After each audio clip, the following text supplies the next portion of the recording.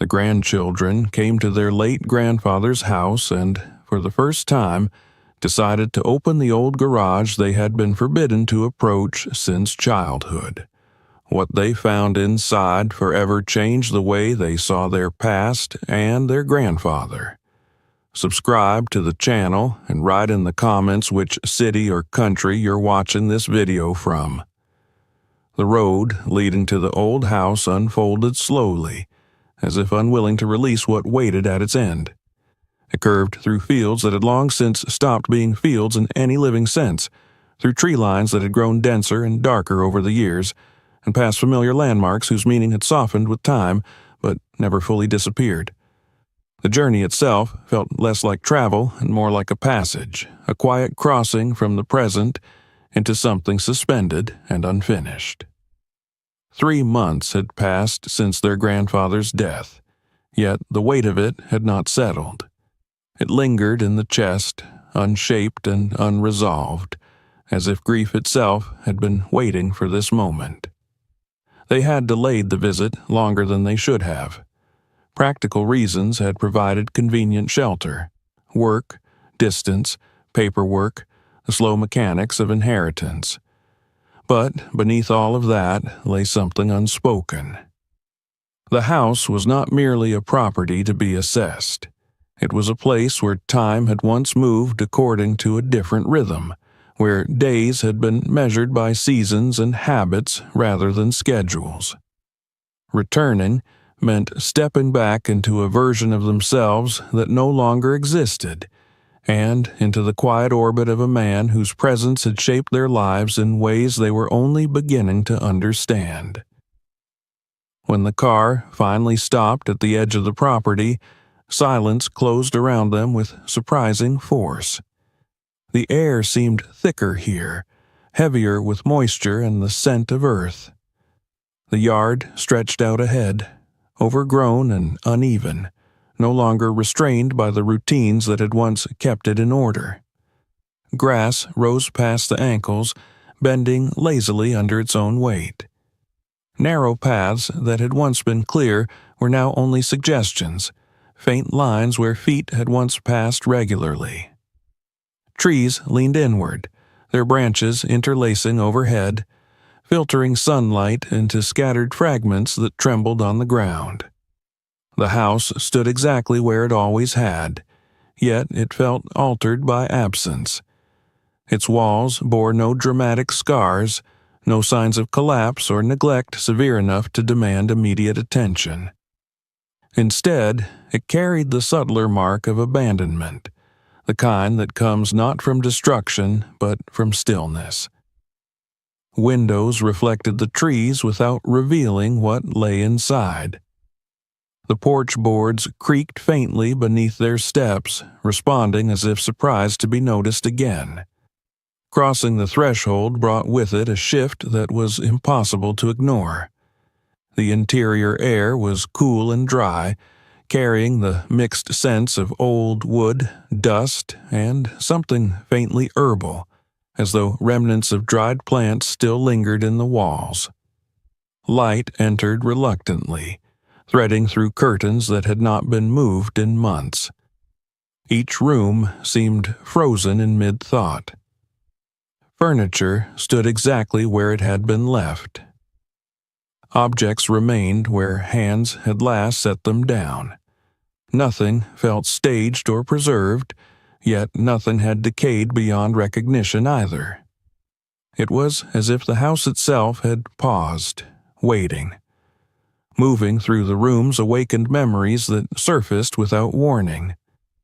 A chair by the window still bore the shallow indentation where he used to sit in the evenings.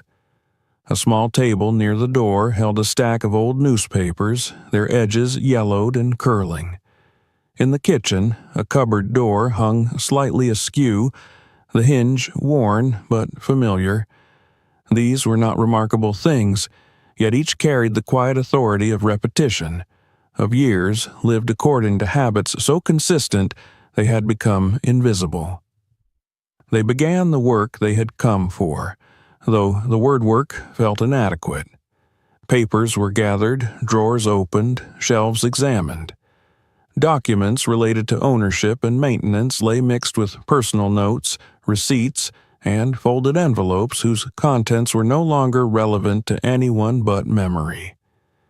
The process was slow, interrupted often by pauses that had nothing to do with fatigue.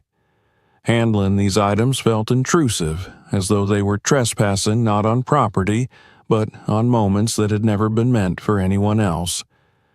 Despite the effort to remain practical, a sense of unease accompanied every movement. The house resisted categorization. It refused to be reduced to an inventory. Each object carried with it the suggestion of a story that would never fully reveal itself. Even the smallest item seemed charged with intention. A pocket knife placed carefully on a shelf, its blade cleaned and folded. A pair of worn gloves tucked into a drawer, the leather softened by years of use. These were not things abandoned carelessly. They were things left behind deliberately, as though their owner had expected to return. As the afternoon light shifted, the sense of time passing became more pronounced. Shadows lengthened along the walls, stretching across familiar surfaces in unfamiliar ways. It was then that something beyond the house itself began to assert its presence. Through one of the side windows, partially obscured by branches and leaves, a darker shape could be seen at the far edge of the property. It was indistinct at first, blending easily into the surrounding growth. Only after several moments did its outline resolve into something recognizable. The garage stood apart from the main structure, positioned near the tree line where the land dipped slightly. It had always been there, though rarely acknowledged. As children, they had been made aware of it not through explanation but through instruction. They had been told not to go near it, not to ask questions, not to treat it as a place of curiosity. The rule had been enforced quietly but absolutely, with a firmness that left no room for negotiation. Over time, the garage had faded into the background of their memory, becoming less a location and more a concept, defined primarily by absence. Seeing it again stirred something unsettled. The structure appeared older than the house itself, its outline softened by vegetation that had claimed it over the years. Vines climbed its sides, gripping the wood with determined persistence. Bushes crowded its entrance, their branches tangled and thorned. The doors were barely visible beneath layers of growth and accumulated dirt. Even from a distance, it looked sealed, not merely closed but withdrawn from use. The sight of it introduced a subtle shift in the atmosphere of the visit. The house, for all its stillness, felt accessible. Its rooms had welcomed their presence without resistance. The garage, by contrast, seemed to push back. It existed on the edge of the property both physically and symbolically, separated not by distance but by intent. It was clear that whatever lay within it had been deliberately kept apart from the rest of the household. They returned their attention to the tasks at hand, attempting to maintain focus on what could be seen and handled.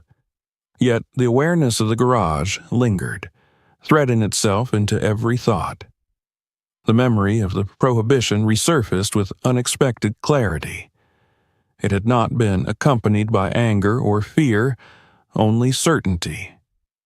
The message had been simple. That place was not meant for them. As evening approached, they moved more slowly, the weight of the day pressing down. Fatigue mingled with a growing sense of incompleteness.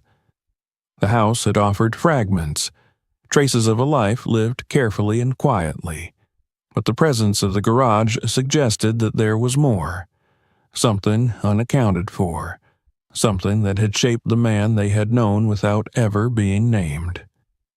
When they finally stepped back outside, the light was beginning to soften.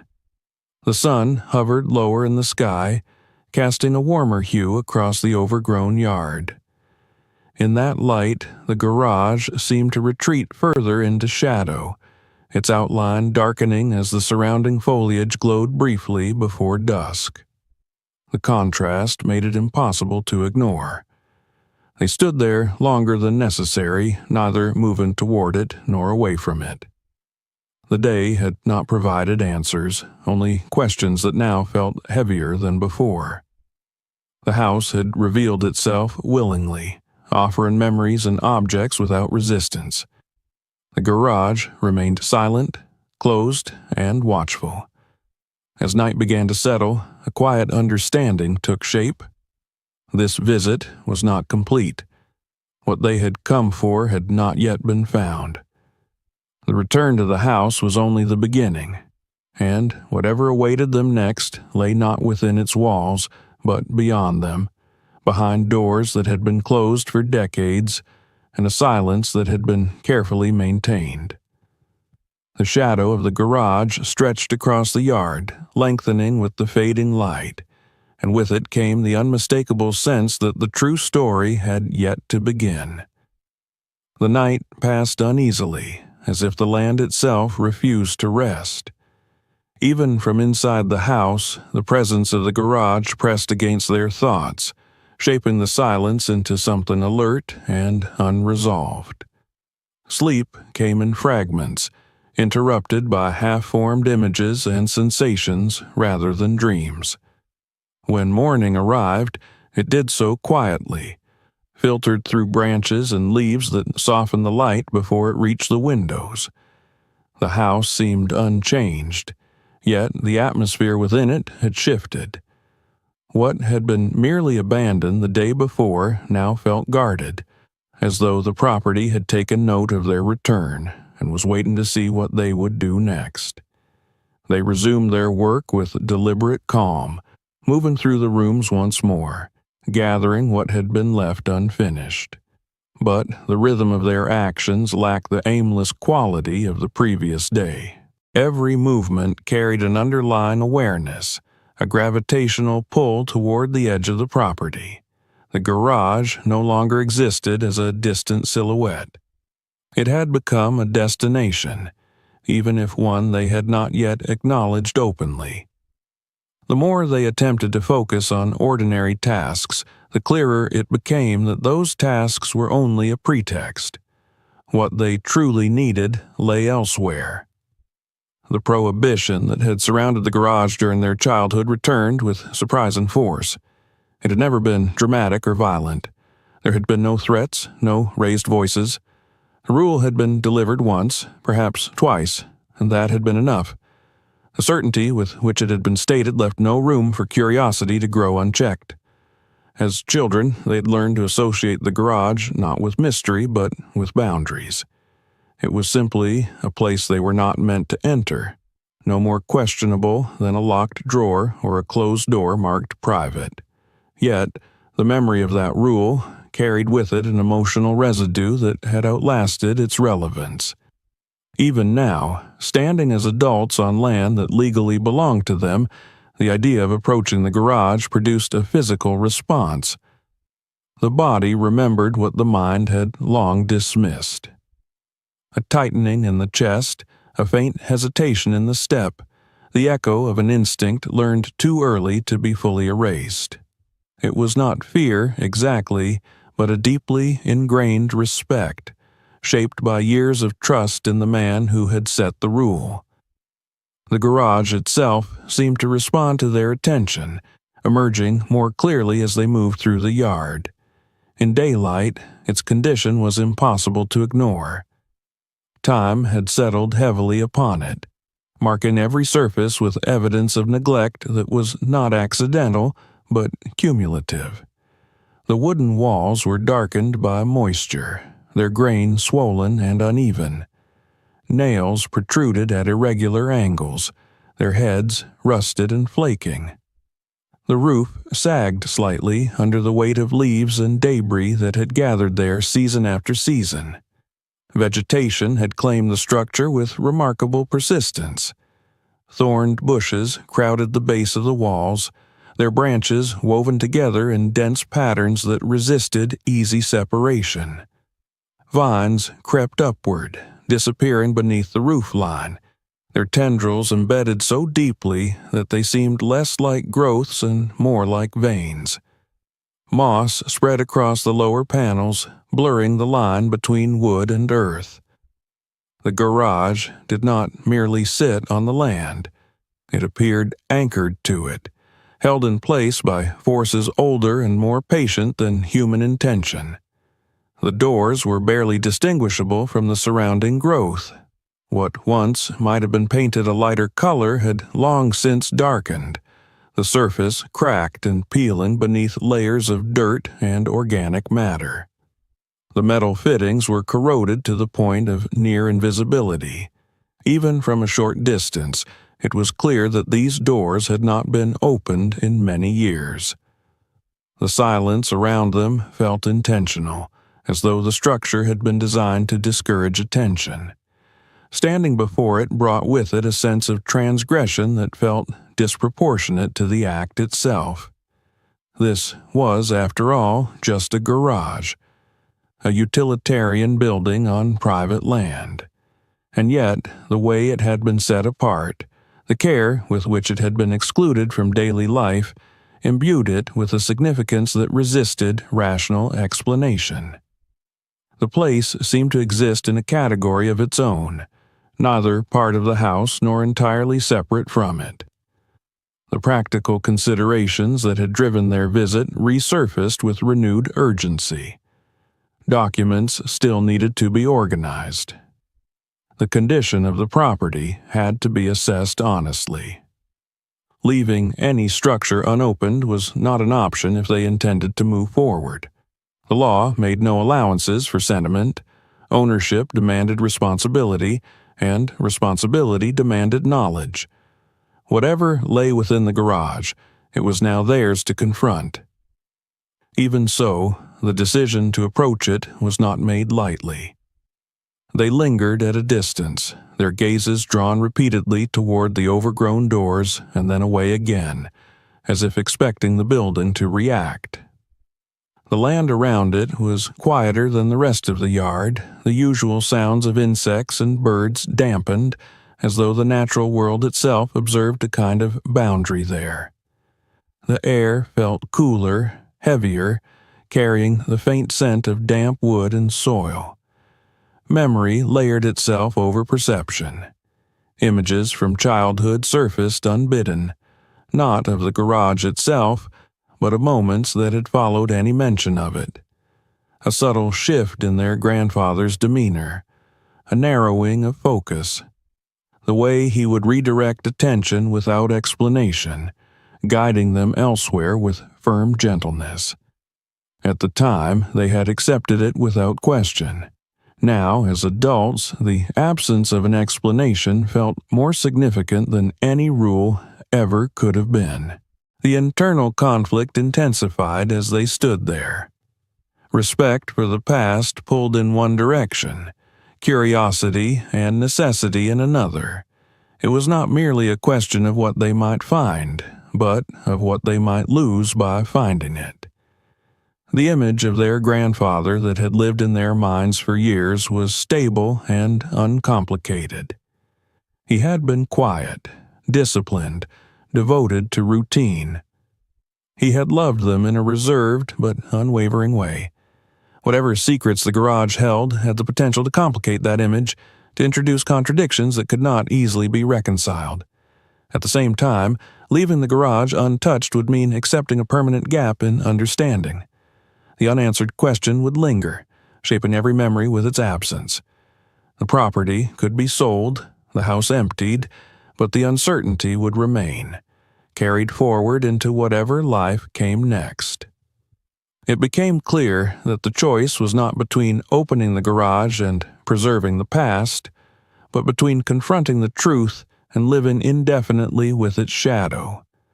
Preparation became a way to delay the inevitable while still moving toward it. They gathered what tools they could find, selecting items with care, as though the manner of entry mattered as much as the act itself. gloves worn thin by age, a flashlight whose beam flickered before stabilizing, a length of metal heavy enough to apply force but narrow enough to fit into a tight space.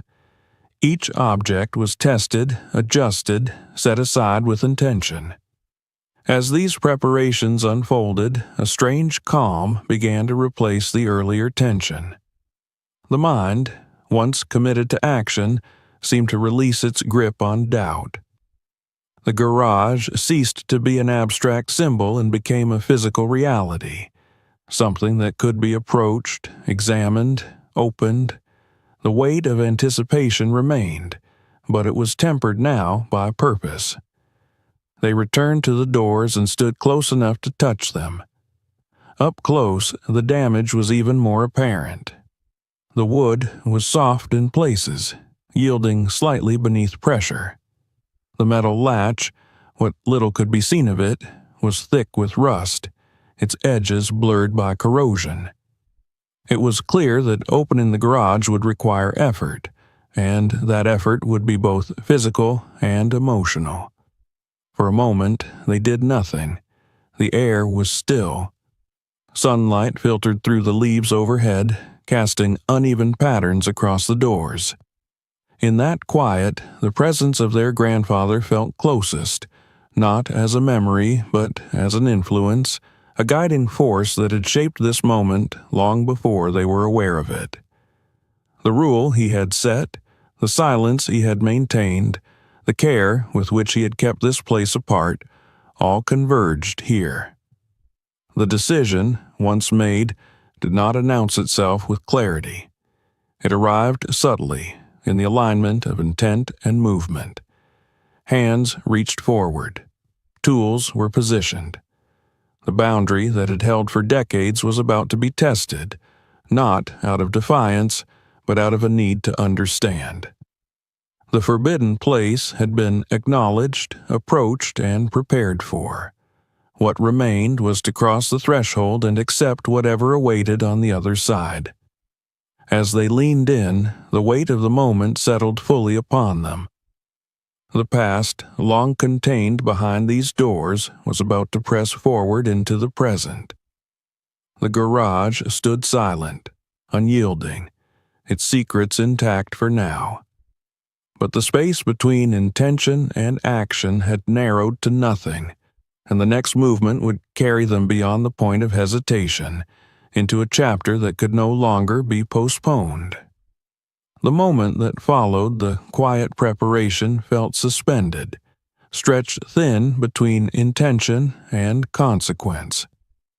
The garage stood before them exactly as it had moments earlier, unchanged in form yet altered by the simple fact that it was no longer merely observed.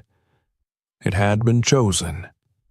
The air around it seemed denser now, as though the land itself recognized that a boundary was about to be disturbed. There was no dramatic shift, no sudden sound or movement to mark the transition. Instead, everything slowed, and the smallest details gained weight. The first contact with the overgrowth was tentative.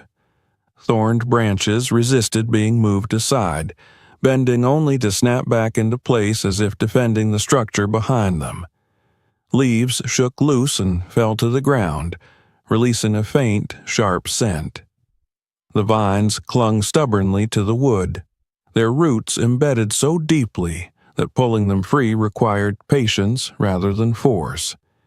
Each motion demanded attention, not because it was difficult, but because it felt deliberate, as though the act of clearing the entrance itself carried meaning. Time seemed to lose its usual shape.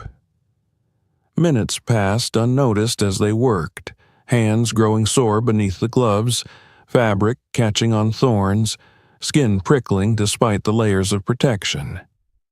The physical strain was steady and unremarkable, yet it produced an unexpected clarity. There was no room for speculation while the body focused on the task. Each branch removed, each vine loosened, brought the doors a little more into view, stripping away years of concealment piece by piece. As the entrance slowly emerged, the garage revealed its age without restraint. The wood beneath the vegetation was dark and swollen, its surface uneven where moisture had penetrated deep into the grain. The outline of the doors became clearer, their edges warped and misaligned. The threshold was no longer hypothetical. It was real, tangible, standing there in full view, waiting. With the foliage cleared back as much as possible, the metal latch came into focus. It was heavier than expected, thick with corrosion that dulled its shape and softened its edges. Rust flaked away at the slightest touch, falling in brittle fragments to the ground below. The mechanism looked less like something designed to be opened and more like a seal, a final statement made in iron and time. It had not been maintained, but neither had it been allowed to decay entirely. It had endured. They examined it closely, testing it without commitment. The metal did not move. Even gentle pressure produced only a dull resistance, accompanied by a faint grinding sound that carried an unpleasant finality. It was clear that the latch would not yield to subtlety. Whatever lay beyond it would require force to reach. The weight of that realization settled slowly. This was no longer a matter of turning a handle or lifting a door. To proceed meant to break something that had been intentionally left intact. The distinction mattered. The rule from childhood echoed faintly, not as a voice, but as a sensation, a pause that crept into the muscles and slowed the hands. The body remembered restraint even as the mind insisted on necessity. The tool chosen for the task felt uncomfortably heavy once lifted. Its cold surface bit into the palm through the glove, grounding the moment in physical reality. Positioning it between the latch and the door required precision. The space was narrow, the angle awkward, the metal uncooperative. Each adjustment brought the tool closer to its purpose, narrowing the distance between preparation and action. For a brief moment, everything stopped. The surrounding yard seemed to recede, the sounds of insects and distant birds fading into something indistinct. The garage filled the field of awareness entirely. The doors stood silent, unresponsive, their surfaces marked by decades of exposure. This was the last point at which hesitation was possible, the final instant in which the threshold remained uncrossed. When pressure was finally applied, it was measured and cautious at first. The tool strained against the latch, producing a low, strained sound that vibrated faintly through the wood. Nothing gave. The resistance was absolute, as though the garage itself refused to acknowledge the attempt. A second application of force followed, stronger this time, accompanied by a sharp metallic groan that cut through the quiet. The sound lingered in the air longer than expected, echoing faintly against the trees. It was not loud, but it was definitive, a clear violation of the silence that had settled over the place for so long. The latch shifted slightly, enough to confirm that it could be moved, that the boundary was not immutable. The realization brought with it a strange mixture of relief and unease. More pressure followed, steady and relentless. The metal protested loudly now, rusted joints grinding against each other, the latch bending just enough to suggest imminent failure. The doors trembled faintly, dust falling from their edges in fine streams. The effort required grew heavier with each movement, muscles tightening as force was transferred from body to tool, from tool to metal. Then, without warning, the resistance broke.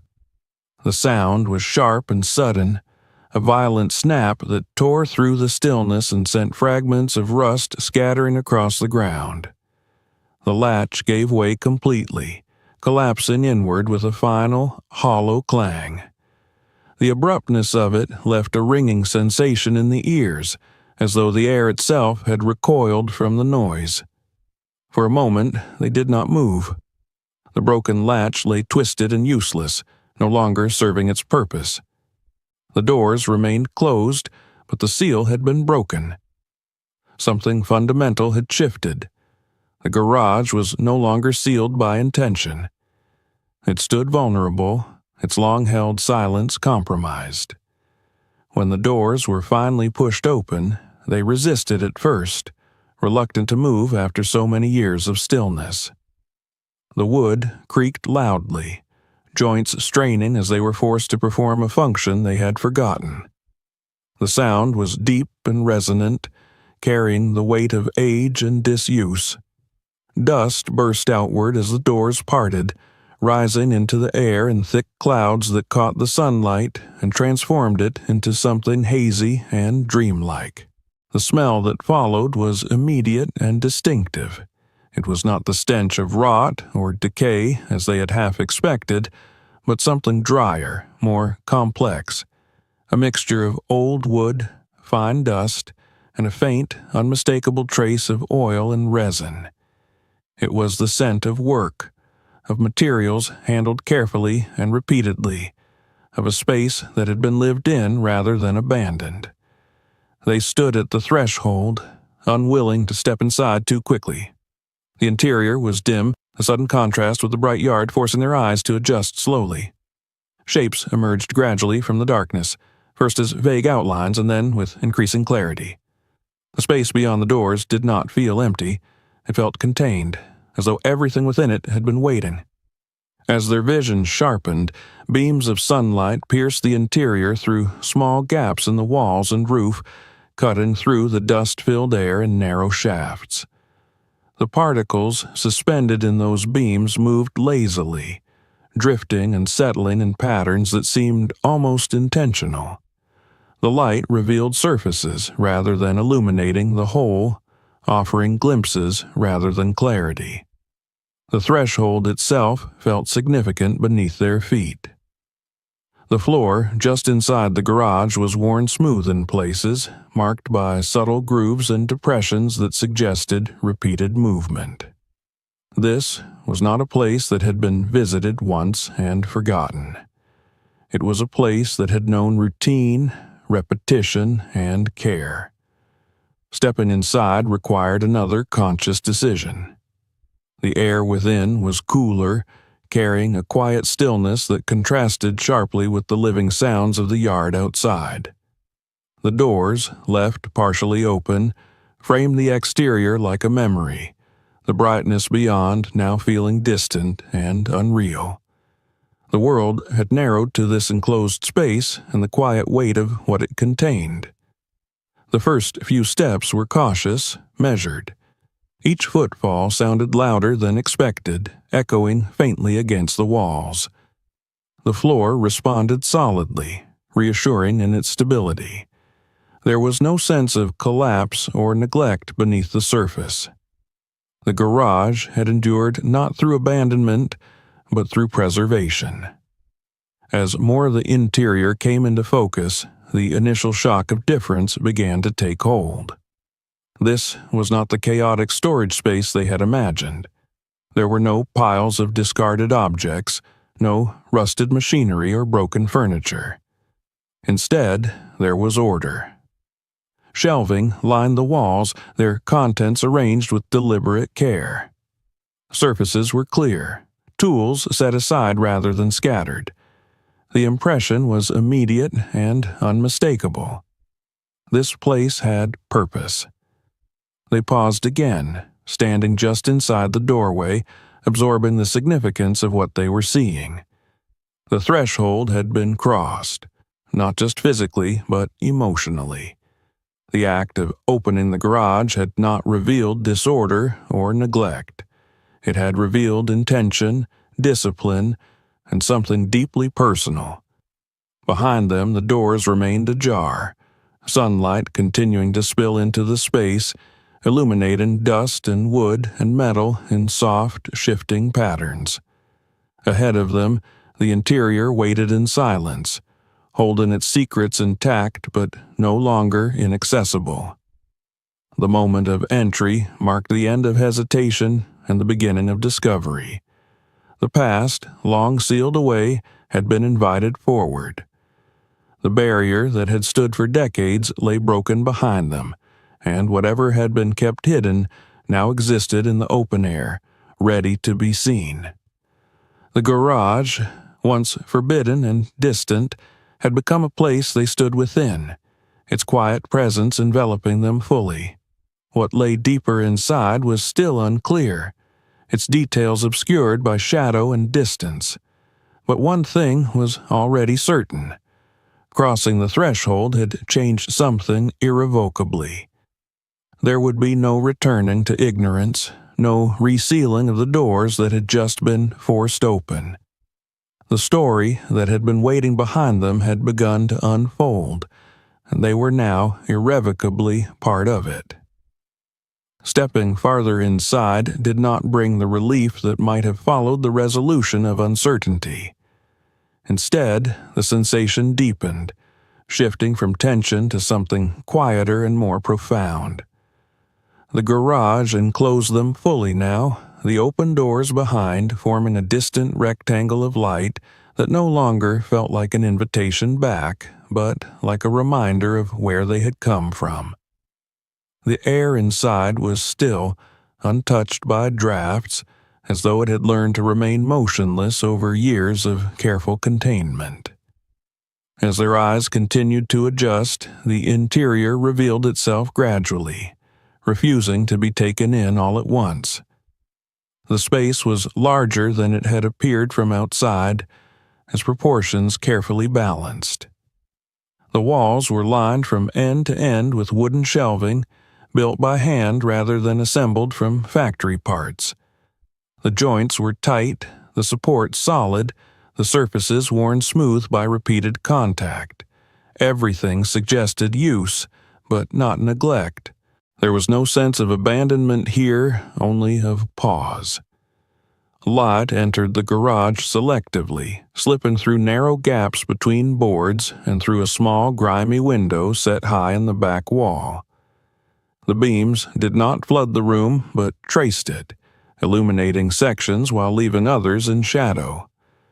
Dust hung suspended in these shafts of light, drifting slowly, unhurried, as if even the smallest particles had adapted to the pace of the place. The smell remained constant, dry and woody, layered with the faint trace of oil and something resinous that lingered near the shelves. What struck them first was the order. Not the sterile order of a newly organized space, but a lived-in order, shaped by habit and intention. Nothing appeared random. Every surface had been considered. Tools were not scattered, but set aside neatly. Some placed in rows, others resting in shallow grooves worn into the workbench. Containers were labeled not with words, but with subtle markings and arrangements, as though the owner had known exactly what each held without needing reminders. The floor bore marks of repeated movement, narrow paths where footsteps had passed over the same ground countless times. These paths connected the shelves to the workbench to a small stool, the stool to a corner where raw materials were stacked with care. The layout was intuitive, efficient, designed by someone who understood not just the space, but the rhythm of working within it. They moved slowly, almost reluctantly, as if afraid that too much motion might disturb something delicate. Their footsteps sounded louder than expected, echoing faintly before being absorbed by the wood. The silence was not empty. It was full, dense with the presence of what had been done here. This was not a storage room, nor a place where unwanted objects were hidden away. It was a working environment, preserved in the state of its last use. As they approached the shelves, the true nature of the garage began to emerge. What they had initially taken for boxes or containers resolved into rows of small wooden forms. At first glance, they appeared uniform, their pale surfaces catching the light in soft highlights. But as they drew closer, differences became apparent. Each piece was distinct, shaped with precision and variation, its form purposeful and deliberate. These were not rough carvings or practice pieces. They were finished works, each one complete in itself. Small wooden figurines stood arranged in careful rows, their scale consistent, their craftsmanship unmistakable. The level of detail was astonishing. Faces bore expressions subtle enough to suggest emotion without exaggeration. Clothing was rendered with attention to folds and texture. Postures conveyed movement and intent, even in stillness. The realization arrived gradually, unfolding rather than striking. This was not what a garage was meant to hold. There were no signs of mechanical repair, no tools associated with vehicles or heavy labor. The space had been transformed entirely, repurposed into something closer to a studio or workshop of an artist. The discrepancy between expectation and reality created a quiet shock that settled deep and refused to dissipate. They examined the nearest figurines more closely. Each one rested on a small base, some smooth, others subtly textured. The wood varied in tone, suggesting different sources or treatments, yet the style remained consistent. The hands that had shaped these pieces had done so with remarkable control, the cuts clean and confident. This was not a hobby pursued casually or sporadically. It was the work of someone deeply committed to the craft. The arrangement of the shelves revealed another layer of intention. The figurines were grouped not by size or material, but by theme. Certain shelves held scenes rather than single figures, multiple pieces positioned together in ways that suggested interaction. Others displayed solitary forms, each isolated enough to command attention. The organization was neither decorative nor arbitrary. It followed a logic that was not immediately obvious, but felt coherent.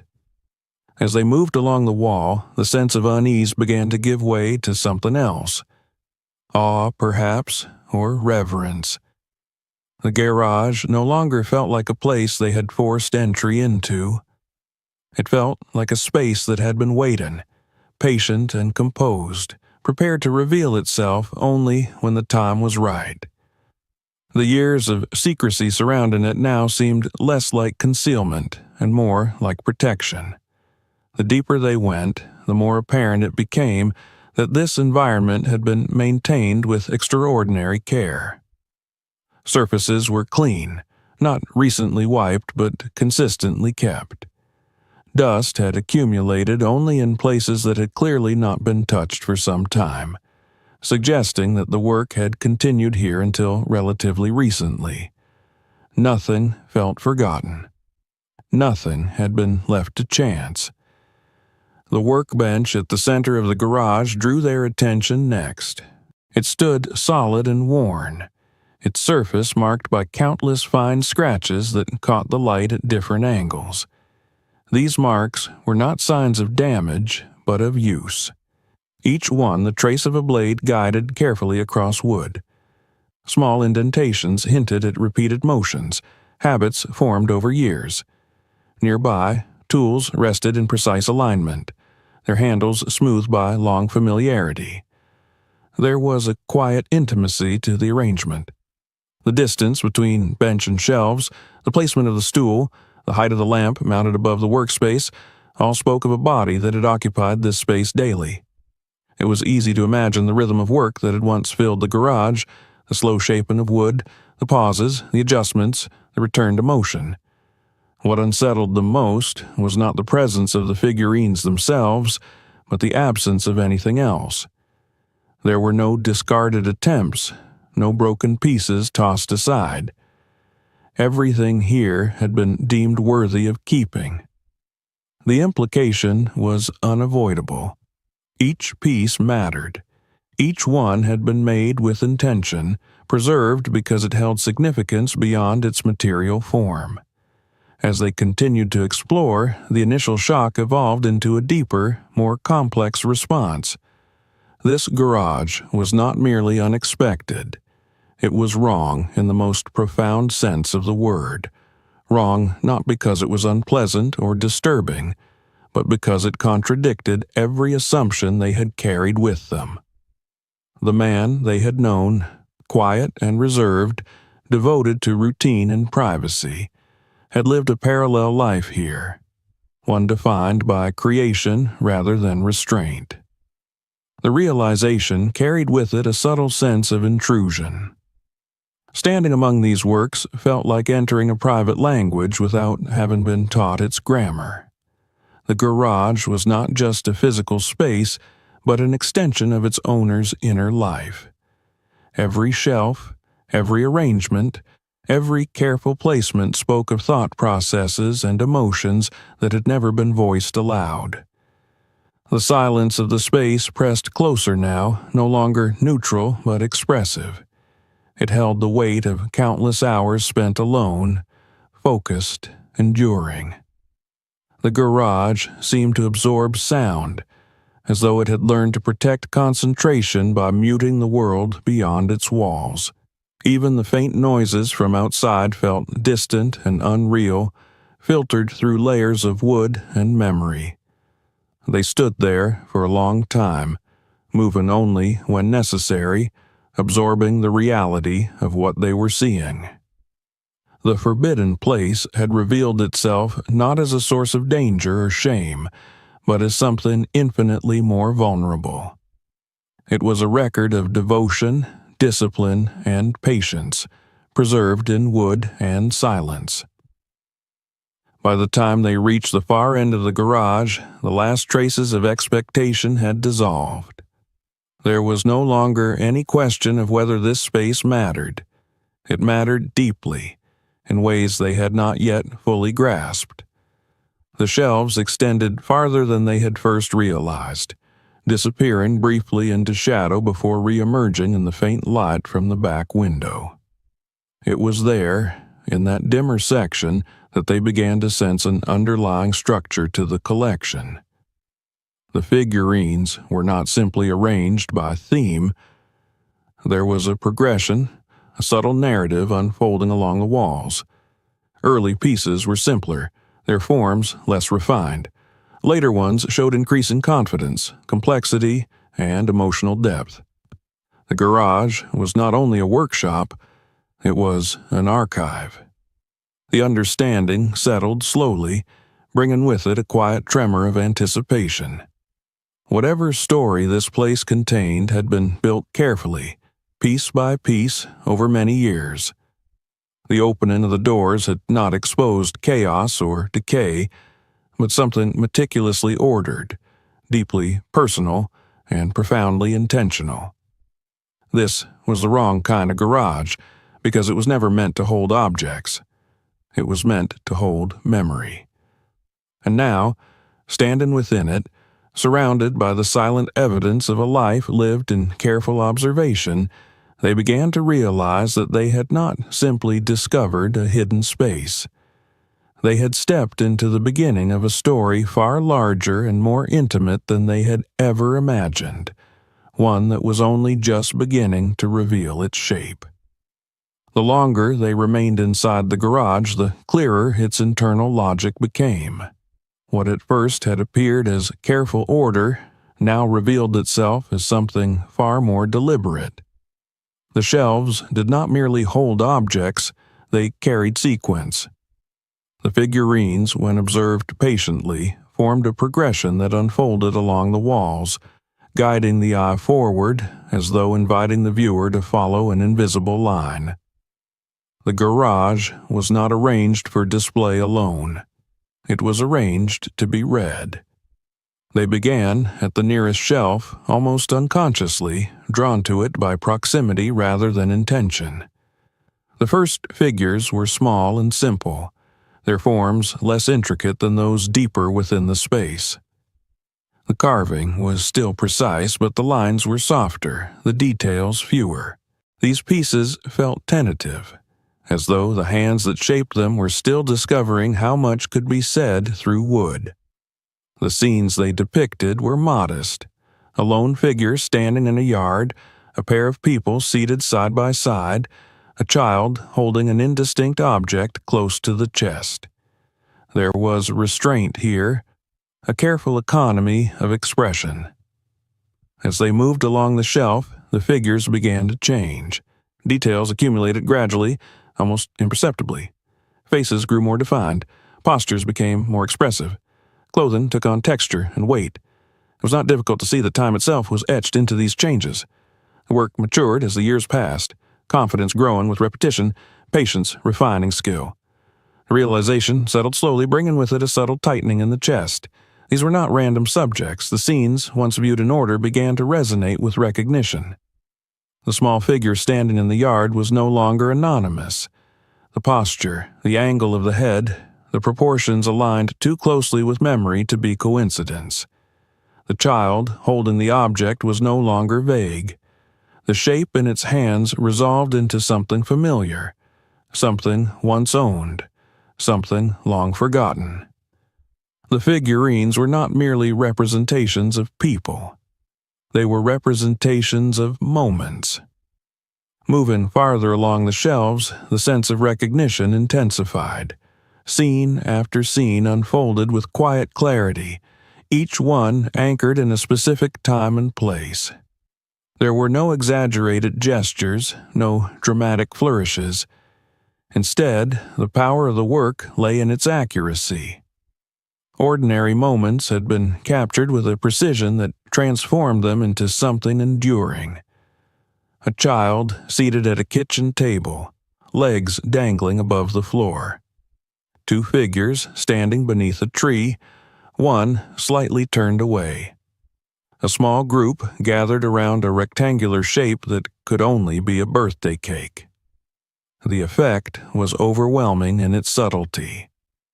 These were not the memories that families typically preserve. There were no graduations, no weddings, no formal portraits. The scenes depicted the spaces between milestones, the moments that slipped quietly past without announcement, yet here they were, carved carefully and preserved with reverence. As they continued along the wall, the figures multiplied, forming clusters that depicted recurring places and routines. The yard appeared again and again, transformed by seasons and time. In one scene, figures stood close together, bundled in heavy clothing, their postures angled against cold. In another, the same space was open and light, with figures positioned farther apart, relaxed, unguarded.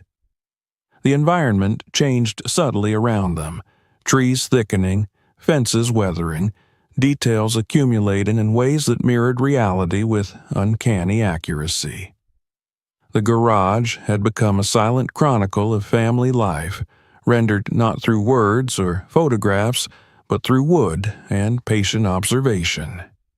Each figure carried the weight of time spent watching, remembering, translating memory into form. The hands that had carved these pieces had not rushed. They had lingered over details that only someone deeply attentive could have noticed. They reached a section of shelving that seemed more densely populated than the rest. Here, the figurines were arranged in longer sequences, their placement suggesting continuity rather than isolation. Scenes flowed into one another, depicting growth and change with quiet inevitability. The children in these carvings grew taller, their proportions shifting, their postures straightening. The playful looseness of early scenes gave way to moments of concentration, of inward focus. There were depictions of learning and effort. A figure bent over a book, shoulders slightly hunched. Another balancing uncertainly on a two-wheeled shape, arms extended for stability. A third seated alone, gaze directed outward rather than toward any visible object. These scenes carried a different emotional weight, capturing not just action but internal states that had once passed unnoticed. The realization became unavoidable. The garage did not simply contain representations of family members. It contained their lives, observed closely and recorded faithfully. The person who had created these works had been paying attention in a way few ever do, noticing not only what happened but how it felt. As they moved deeper into the space, the scenes expanded to include other figures. Adults appeared more frequently now, their features rendered with increasing specificity. There was a woman standing at a counter, hands engaged in a task suggested by posture alone. Another seated beneath a tree, body relaxed, attention turned inward. A man positioned behind a circular form, hands placed as though gripping something unseen. Each figure was unmistakable, even without exaggerated detail. Their identities were conveyed through stance, proportion, and context rather than facial exactness. What struck them most was the absence of idealization. These figures were not flattering. They were honest. Lines were carved where lines existed. Postures reflected habit rather than intention. There was no attempt to present anyone as better or worse than they had been. The wood held them as they were, without judgment. The chronology continued, advancing steadily toward the present. Clothing styles shifted subtly. Objects appeared that belonged to later years, replacing those from earlier scenes. Technology entered the carvings cautiously. Its presence suggested rather than emphasized. A rectangular object held close to the body. A table cleared of certain familiar items, replaced by others.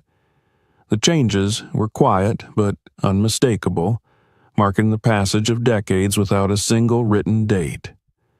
They found themselves slowing further, their movements almost reverent now. Each shelf demanded attention, and each figure seemed to insist on being seen fully, understood on its own terms. The garage no longer felt like a space they were exploring. It felt like a space that was revealing itself deliberately, trusting them to follow its pace. In the far corner, the lighting shifted again, becoming softer and more diffuse. Here, the shelves held fewer figures, but the ones that remained carried a different kind of intensity. The scenes were simpler, their compositions more restrained, yet the emotional resonance was stronger. Two figures seated close together, not touching, but aligned. A solitary figure standing at the edge of a space, gaze directed outward. A group gathered around an unseen focal point, their attention unified. These scenes felt reflective, as though they had been carved not in the moment they depicted, but afterward, shaped by memory rather than immediacy. The difference was subtle but perceptible. The earlier works had captured life as it unfolded. These later pieces seemed to look back, their stillness heavy with contemplation. The sense of being observed grew stronger. It became clear that the creator of these works had not simply documented events. He had interpreted them, selecting moments that held meaning beyond their apparent simplicity. The garage was not a neutral record. It was a personal archive shaped by affection, concern, and a deep desire to remember. By the time they reached the end of the longest shelf, the emotional weight of the discovery had become almost unbearable. The realization that someone had devoted so much time and care to preserving these moments, all in silence, without acknowledgement or praise, pressed heavily against the chest. This had not been done for recognition. It had been done out of necessity, as though memory itself had demanded a physical form. The final figures on that shelf depicted scenes that felt unfinished. The subjects were older now, their postures more settled, their movements less impulsive. Yet there was a sense of anticipation in these carvings, a quiet, forward-looking quality that distinguished them from the rest. They did not feel like conclusions. They felt like pauses. Standing there, surrounded by this wooden chronicle, the full significance of the garage began to take shape. It was not merely a workshop or a hidden room. It was a life's work, constructed slowly and deliberately, piece by piece. Every figure was a sentence. Every shelf was a chapter. Together, they formed a narrative that had been written without words, preserved without witness. The silence of the space deepened, no longer empty, but resonant. The garage held decades within its walls, and now those decades pressed gently outward, demanding recognition. What had once been forbidden was revealed not as something dangerous or shameful, but as something fragile, vulnerable, and profoundly human. They remained there for a long time, unwilling to move on too quickly. The story unfolding around them deserved patience. It deserved to be taken in fully, without haste. Yet, even as they lingered, a quiet awareness began to form. This chronicle, for all its depth and completeness, was not finished. There were gaps that demanded explanation, choices that hinted at sacrifice, and a silence that still surrounded the man who had created it. The wooden figures had shown them what had been seen and remembered. They had not yet revealed why it had all been hidden away, nor what it had cost to create. Those answers lay elsewhere within the garage, waiting beyond the shelves, in the deeper heart of the space where work had continued long after recognition had ceased. The chronicle had been opened. Now it was time to understand the hand that had written it. The understanding born among the shelves did not settle easily. It lingered in the air like dust disturbed by sudden light, refusing to fall back into place. The wooden chronicle had revealed what had been seen and remembered, but it had not explained the silence that surrounded its creation. Standing there, surrounded by decades of patient work, they felt the weight of an unanswered question pressing steadily inward. Why had this been hidden? Why had a man capable of such devotion and precision chosen secrecy over sharing, isolation over recognition? Their attention drifted away from the shelves almost instinctively, drawn toward the center of the garage where the workbench stood. It was not placed there for convenience alone. It was the axis around which the entire space had been arranged. Everything led back to it. The paths worn into the floor, the orientation of the shelves, the placement of the light. This was where the chronicle had taken shape, where raw material had been transformed into memory. Up close, the bench revealed itself as a landscape of use rather than age. The wood of its surface was scarred with countless fine marks, shallow grooves that followed no random pattern. Each cut traced the path of a blade guided with care.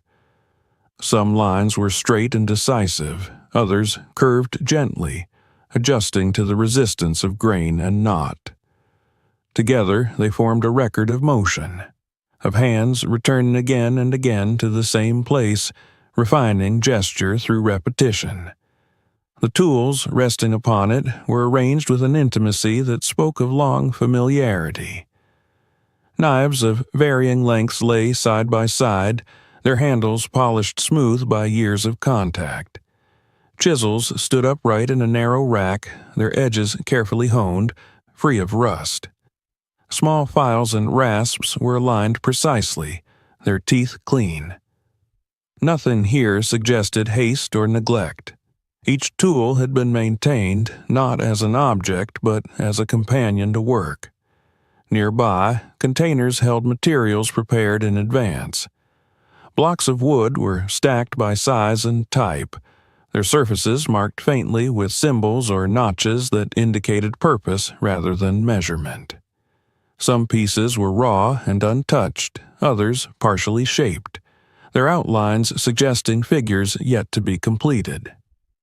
The presence of these unfinished forms introduced a new tension, one that had not existed among the completed works on the shelves. They examined these pieces carefully. Each represented a moment interrupted, a thought paused mid-sentence.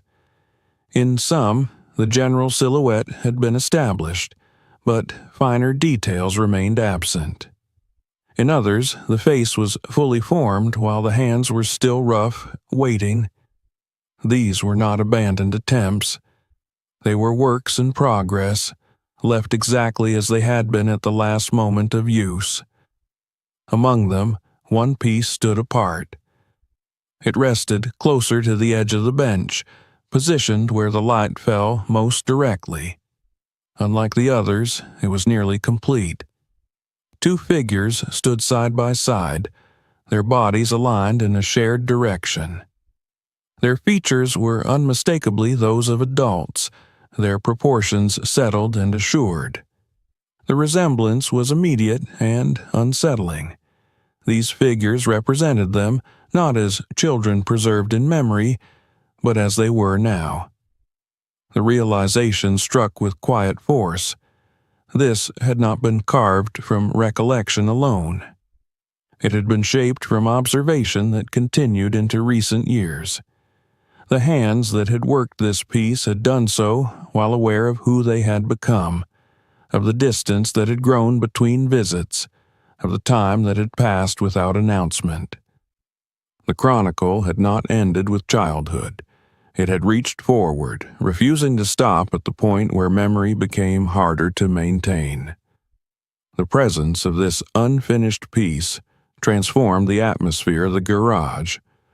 What had felt like a completed archive now revealed itself as something still in motion, something that had been interrupted rather than concluded.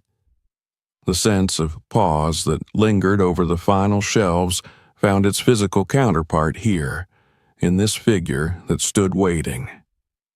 Their gaze moved upward from the bench to the wall behind it, where a few items had been pinned with care. Among them was a photograph, its edges curled slightly with age. The image depicted their grandfather as a younger man, his posture upright, his expression focused but unguarded. He stood beside a wooden sculpture larger than any of the figures they had seen so far, his hands resting lightly on its surface. There was pride in the image, not the loud kind, but a quiet satisfaction rooted in effort. Next to the photograph was a yellowed newspaper clipping, its paper brittle, the ink faded but still legible. It spoke of a local exhibition held decades earlier, of artisans and craftsmen gathered to display their work. Their grandfather's name appeared there, printed clearly, accompanied by praise that felt incongruous with the man they had known. The article described his skill with reverence, noting the emotional depth and technical mastery of his carvings. It spoke of promise, of recognition earned through discipline and talent. Then came the line that shifted everything. The article mentioned a condition, described in careful, clinical terms. A degenerative illness affecting the hands, progressive and unpredictable. The prognosis was cautious but firm. Continued fine work, the doctors had advised, could accelerate the damage, leading to pain, loss of mobility, and eventual inability to work at all. For a craftsman whose art depended on precision, the warning was devastating. Reading those words reframed the entire garage. The silence, the secrecy, the absence of recognition all took on new meaning. Their grandfather had not withdrawn from public life out of indifference or humility. He had been forced to choose between preservation and sacrifice. Faced with the possibility of losing his hands entirely, he had stepped away from the world that praised him, not because he had lost love for his craft, but because he could not bear to lose the ability to practice it at all. Yet the tools before them told a different story. The shelves full of figures contradicted the notion of abandonment. He had not stopped carving. He had simply changed his audience. The secrecy of the garage, once interpreted as exclusion, now revealed itself as protection. This was not a space meant to hide something shameful. It was a refuge, a place where he could continue working without scrutiny, without expectation, without the pressure to perform for anyone but himself. The prohibition placed upon it during their childhood was not an act of distance, but of preservation. He had guarded this space fiercely because it held the only version of his craft that remained possible.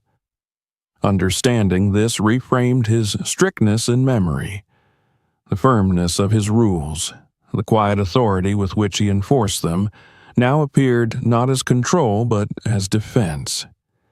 He had protected this place not only from intrusion, but from interruption, from the demands of explanation he was not prepared to give. The garage was where he could endure pain privately, transforming it into something meaningful rather than allowing it to define him. The emotional weight of this realization settled slowly, pressing against years of misunderstanding. The man they had known had carried this burden alone, choosing silence over sympathy, creation over complaint. The wooden figures lining the shelves were not merely acts of remembrance, they were acts of resistance. Each one represented a choice to continue, to carve meaning from limitation rather than surrender to it. The unfinished works gained new significance in this light. They were not signs of neglect or loss of interest. They were evidence of a struggle that had continued until it could no longer be sustained. The nearly completed figures of the two adults stood as a testament to that persistence, to a belief in the future that had endured even as the body weakened. The garage, once perceived as a forbidden place, now revealed itself as a sanctuary built out of necessity. It was the only space where he could remain whole, where his identity as a craftsman and observer could survive without compromise. The secrecy that had surrounded it was not meant to create distance, but to preserve integrity. Standing there, the silence of the garage felt different. It was no longer heavy with concealment. It was heavy with endurance. Every surface bore witness to a man who had chosen to keep working despite pain, to keep watching despite distance, to keep remembering even as time threatened to erode everything he loved. The chronicle on the shelves had shown them the what. The bench, the tools, the photograph, and the article had revealed the why. Together, they formed a truth far more complex and intimate than anything they had imagined. Their grandfather had not simply preserved their family's life in wood. He had preserved himself within it, embedding his own struggle into every careful cut. The realization left them standing in stillness, surrounded by evidence of a love expressed not through words or presence, but through quiet, relentless creation. The garage was no longer a place of mystery. It was a place of sacrifice, resilience, and devotion. And in that understanding, a new responsibility began to take shape, one that would demand a response equal to the gift they had been given. The weight of understanding did not lift when the truth became clear. It deepened. What they had uncovered at the workbench did not bring closure, but rather opened a new space within them, one that demanded reflection rather than relief. The garage, once silent in a neutral way, now felt charged with presence. Every object seemed to lean inward, as though aware of having been finally seen. The shelves no longer appeared static. They felt like witnesses, holding their positions patiently while the meaning of their existence settled into place. Their attention returned again and again to the unfinished figures on the workbench. Among them, the near-complete carving of the two adults exerted a pull that was impossible to resist. It was not merely resemblance that made it unsettling, but timing. This piece existed in the present tense. It had been shaped not from distant memory, but from recent observation. The hands that carved it had known who they were now, how they stood, how they carried themselves, how time had changed them. This was not a grandfather remembering children. This was a man watching adults, still attentive, still invested. They examined the figures more closely, noting details that could not have been accidental. The angle of the shoulders, a subtle difference in height, the way each figure faced forward rather than toward the other. There was intention in that choice. It suggested not separation, but parallel movement. Two lives unfolding side by side, connected by origin rather than proximity. The figures were not interacting, yet they belonged together. They shared a direction, a future implied rather than defined. The carving was unfinished in ways that felt deliberate rather than incomplete.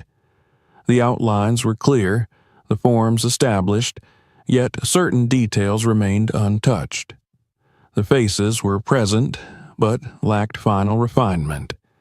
The hands were shaped but not yet expressive.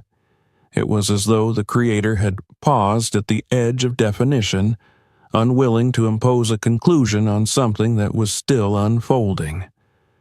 The future had been acknowledged, but not fixed. This realization carried a quiet emotional force. Their grandfather had not only recorded what had been, he had anticipated what might still come. Even as his body weakened, even as pain and limitation pressed in, he had continued to look forward. The unfinished carving was not evidence of defeat. It was evidence of belief. The sense of guilt that rose within them was immediate and uninvited. It was not tied to any single action or absence, but to the accumulation of distance that had grown naturally over time.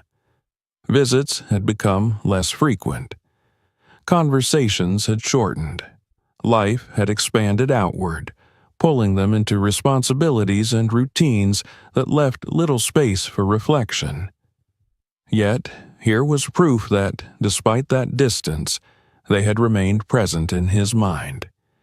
He had continued to watch, to notice, to care, without asking anything in return. The garage no longer felt like a place of discovery. It felt like a place of reckoning. The truth they had uncovered demanded more than acknowledgement. It demanded response. The question was no longer why this had been hidden, but what should be done with what had been revealed.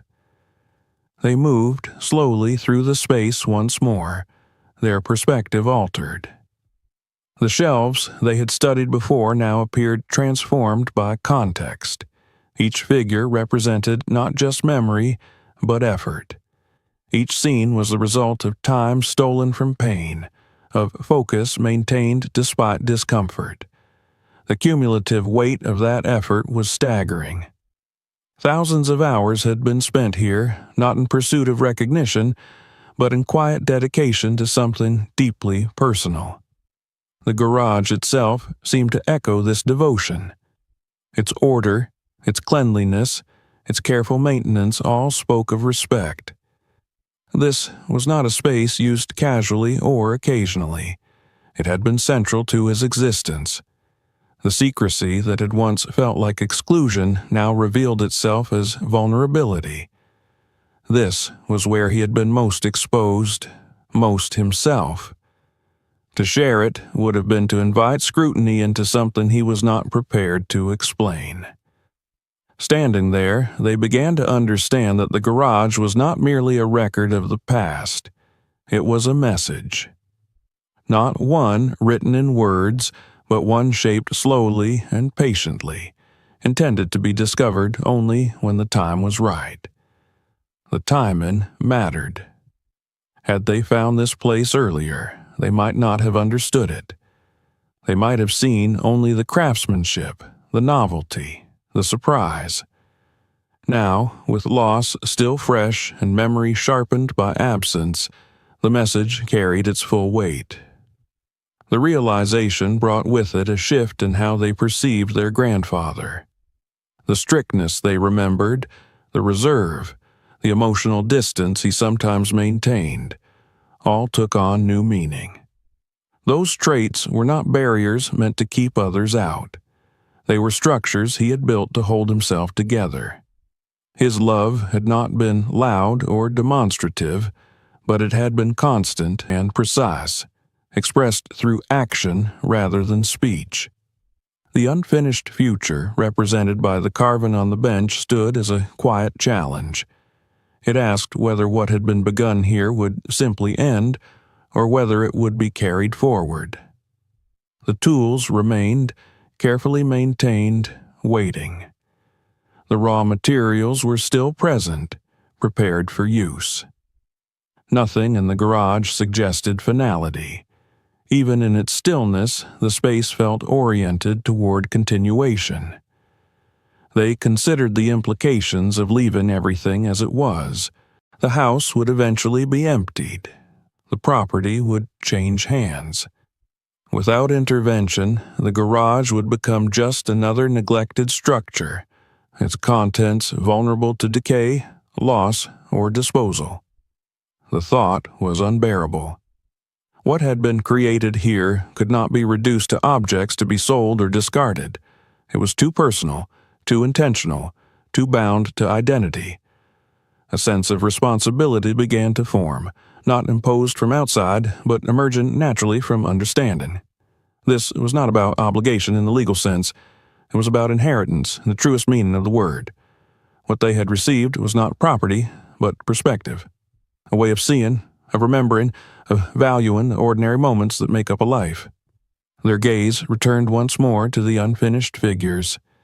The absence of final detail now felt purposeful, almost generous. It left room. The future had not been carved because it was not his to define. He had brought it to the threshold and stopped, trusting that someone else would take the next step. The emotional intensity of that trust was overwhelming. It suggested faith not only in their existence, but in their capacity to continue, to add rather than simply preserve. The chronicle on the shelves documented what had been. The unfinished carving acknowledged what was. Together, they pointed toward what could still be made. The garage, once forbidden and distant, now felt intimately connected to their own sense of self. It was no longer a relic of the past, but a living question. How would they honor what had been given? How would they ensure that this act of love did not fade into silence once more? The answer did not arrive all at once. It emerged gradually, shaped by emotion rather than logic. They would not allow this place to disappear. They would not treat it as a curiosity or a burden. They would take responsibility for it, not by freezing it in time, but by allowing it to continue in some form. The tools would not remain unused. The materials would not remain untouched. The story that had begun here would not end with discovery alone.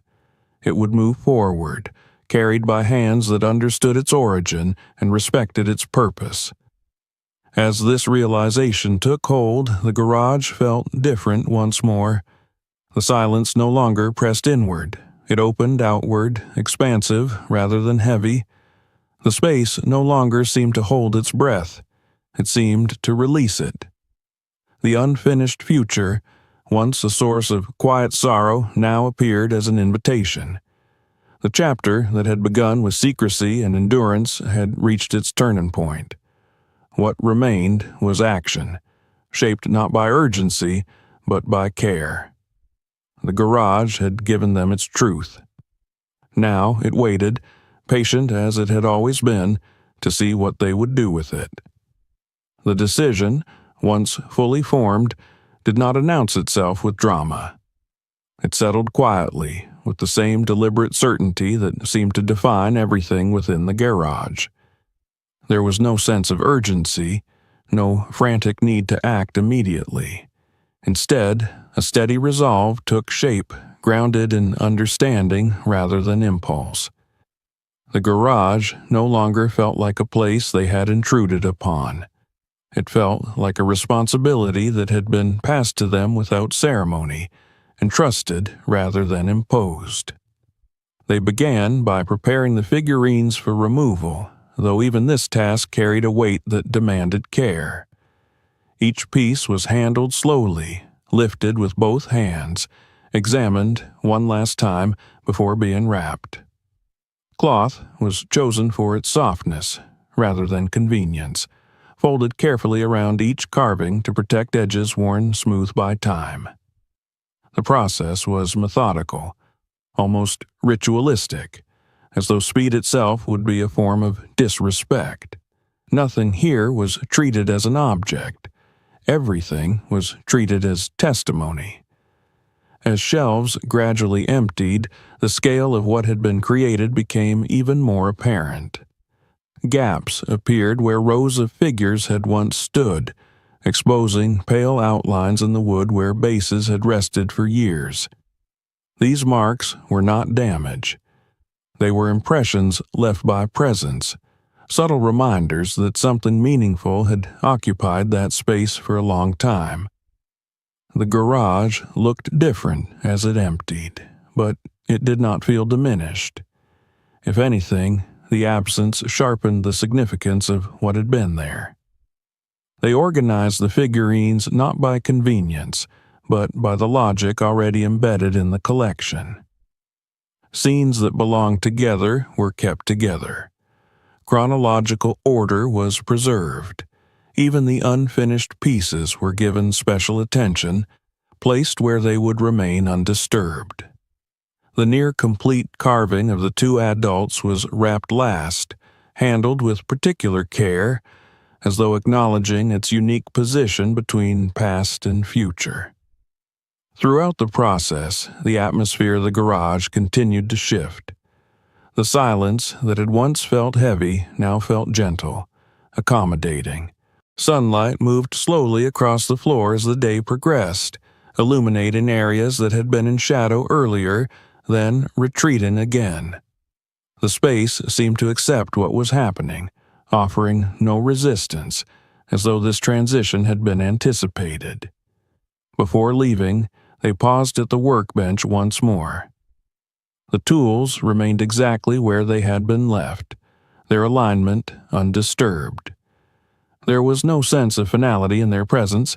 They did not feel like relics. They felt ready. The handles bore the marks of long use, shaped by hands that had known them intimately. Picking one up felt natural, not forbidden. The weight was familiar, balanced, designed to work with the body rather than against it. The realization that followed was quiet but profound.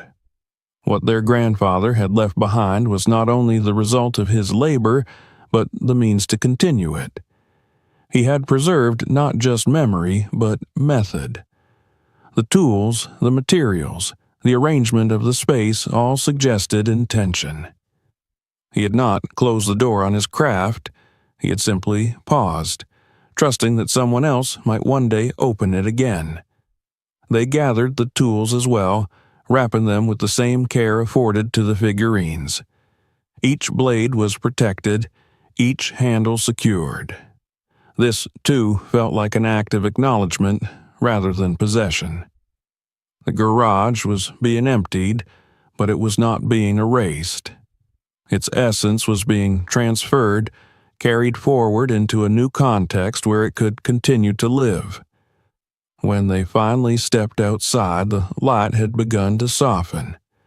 The yard, still overgrown and uneven, appeared less oppressive than before. The trees no longer leaned inward with the same weight. The garage, now open and partially emptied, did not retreat into shadow as it had before. Its doors stood wide, revealing an interior stripped of secrecy, but not of meaning. The house awaited its own fate, but it no longer felt like the center of what mattered. The true inheritance had been found elsewhere, in a space that had existed quietly alongside their lives, unseen but constant. What they carried with them now was not merely a collection of carved figures, but a way of seeing the world that valued attention over spectacle, patience over haste. In the days that followed, plans took shape naturally. A space would be set aside where the figurines could be displayed, not as art for admiration, but as a living archive. The arrangement would follow the same logic as the garage, preserving sequence and connection. This would not be a static exhibition. It would be a place of storytelling, where future generations could trace their origins through scenes rendered not by camera or record, but by hand and memory. They imagined children standing before the figures one day, recognizing themselves in early forms, learning that their lives were worth noticing even in their smallest moments. They imagined explaining how these pieces had been made, not quickly or easily, but patiently, through years of careful observation and quiet dedication. The story of their grandfather would be told not as a tale of loss or sacrifice alone, but as an example of how love could be transformed into something tangible and enduring. The idea of continuing the work no longer felt abstract. It felt necessary. Learning to carve would not be about replicating his skill or matching his precision. It would be about honoring his approach, watching closely, remembering intentionally, choosing moments that mattered not because they were extraordinary, but because they were real. The craft would become a way of staying present, of resisting the erosion of attention that time inevitably brings. The unfinished carving of the two adults would remain unfinished, at least for now. It would stand as a reminder that the future cannot be defined by another's hand. It belonged to those who would live it. One day, perhaps, it would be completed, or perhaps it would remain as it was, a testament to faith rather than conclusion. As evening settled over the property, the last of the work was completed.